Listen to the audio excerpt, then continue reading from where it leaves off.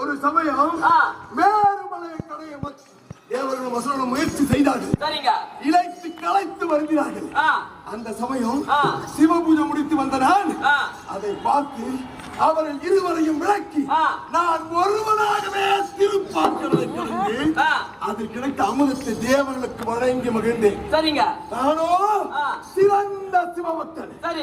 இவனை நோக்கி தவம் இருந்து எதிரி யாராக இருந்தாலும் அவர்கள் பலத்தில் பாதி பெறும்படியான பலத்தை பெற்று நானும் என் தம்பி சுக்ரீவனும் இந்த கிஷ்கிந்தை ஆண்டு வருகின்றோம்.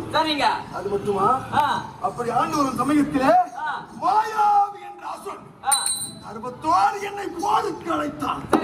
நான் அவனோடு சண்டையிட்டு அடித்து துரத்த நான் அடித்த அடிமை தாங்க முடியாமல் நான் விடக்கூடியவன். நான் என்ன செய்தேன்? அவனை துரைத்து சென்று பார்த்தால் அவன் ஒரு குகைக்குள் வைத்துக் கொண்டான்.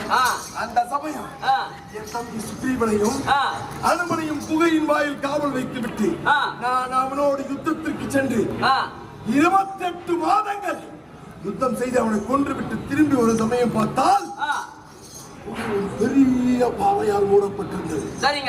நான் என்ன செய்தேன்? உனக்கு தள்ளிவிட்டு கிருஷ்ணனை வந்து பார்த்தால் சுக்ரீவன் முடி சுட்டப்பட்டு சிம்மாசனம் வந்திருந்தான்.